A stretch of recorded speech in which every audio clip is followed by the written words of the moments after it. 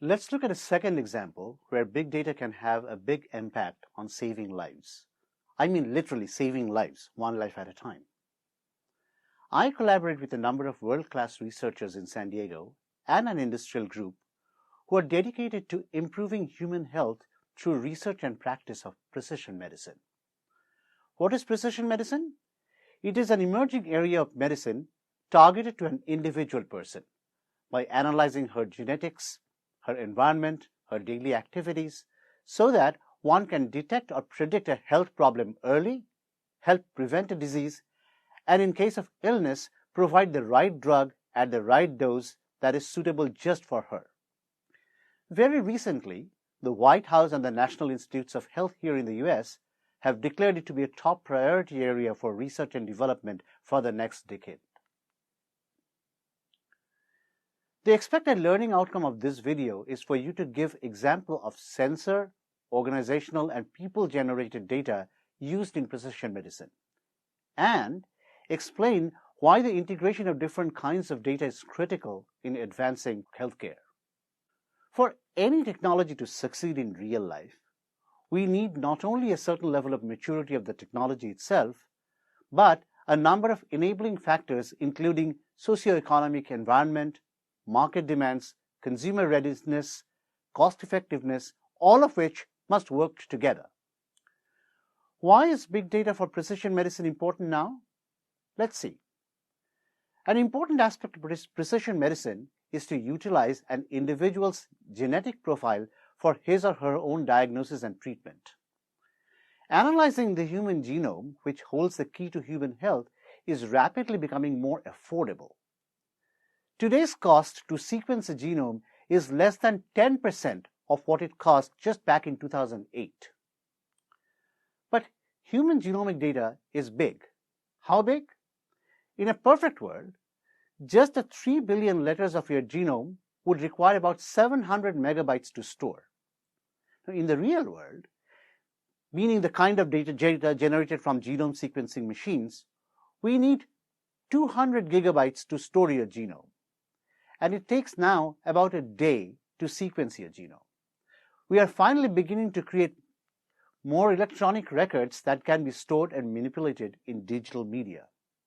Most doctors' offices and hospitals now use electronic health record systems which contain all details of a patient's visit and lab tests. How big is this data?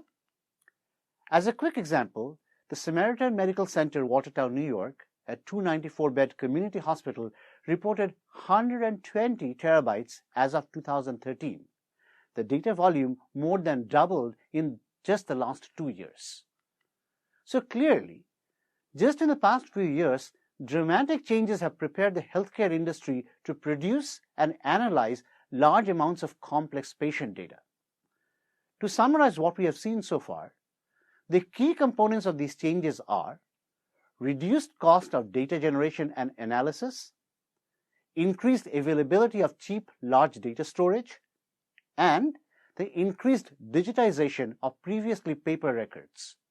But we need one more capability to advance toward the promised land of individualized healthcare practices. We need to combine various types of data produced by different groups in a meaningful way. Let's look at this issue from the same point of view as Ilkay did with her discussion of how big data can help with wildfire analytics. The key is the integration of multiple types of data sources, data from sensors, organizations, and people. In the next few slides, we'll look at each of these, and then I'll share a story about some of the new and really exciting ways people data, especially, has the potential to change healthcare big data landscape. Let's start with sensor data. Sure, digital hospital equipment have been producing sensor data for years, but it was unlikely that the data was ever stored or shared, let alone analyzed retrospectively. These were intended for real-time use, to inform healthcare professionals, and then got discarded. Now, we have many more sensors in deployment and many more places that are capturing and explicitly gathering information to be stored and analyzed. Let's just take a new kind of data that's increasingly becoming common in our daily lives. Fitness devices are everywhere now.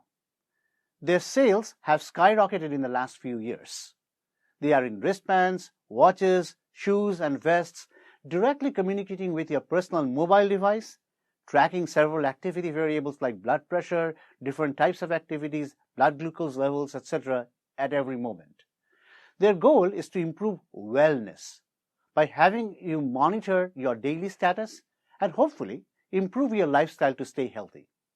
But the data they generate can be very useful medical information because this data is about what happens in your normal life and not just when you go to the doctor. How much data do they generate? The device called Fitbit can produce several gigabytes a day. Could this data be used to save healthcare costs affected through healthier lifestyle? That's a question mark.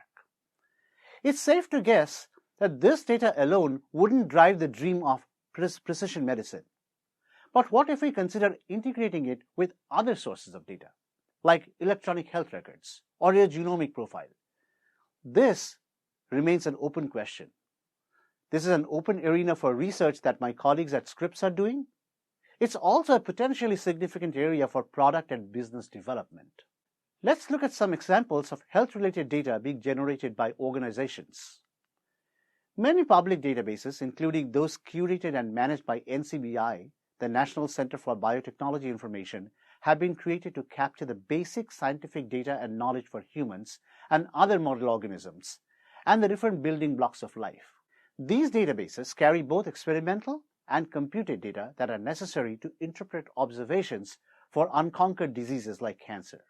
In addition, many bioinformaticians have created knowledge bases like the Gene Ontology and the Unified Medical Language System to assemble human knowledge in a machine processable form.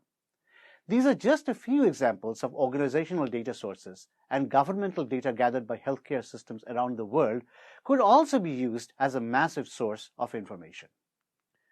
But really, some of the most interesting and novel opportunities seem likely to come from the area of people-generated data. Mobile health apps is an area that's growing significantly. There are apps now to monitor heart rates, blood pressure, and test oxygen saturation levels. Apps which we might say record data from sensors, but are also obviously generated from people. But there is more people-generated data that's interesting beyond sensor measurements. In 2015, the Webby People's Choice Award went to an app which supports meditation and mindfulness. Rather than an electronic sensing device, a human would indicate how many minutes per day they spent meditating. If they interact with the app, which reminds them to be mindful, then we have human-generated behavior that we couldn't get from a sensor. There are well over 100,000 health apps today in either iTunes or Google Play. And by some estimates, the mobile health app market may be worth $27 billion by 2017. So really, we are just seeing the beginning of what data might be generated here through what's being called human sensors. But to really understand where the power of people-generated data might take us in the era of big data for healthcare, let's imagine how things stand now. In general, a patient goes to see their doctor, and maybe their doctor asks if they have had any side effects from their medications. The accuracy and hence the quality of data patients provide in this kind of setting is very low. Not that it's really the patient's fault. It might have been days or weeks ago that they experienced something. They may be unsure whether something they experienced was actually a reaction. Should they report it? And there might be details about exactly when they took a medication that are meaningful, but they've forgotten that after the fact. Today, people are self-reporting reactions and experiences they are having, be it on Twitter, on blog sites, online support groups, online data sharing services.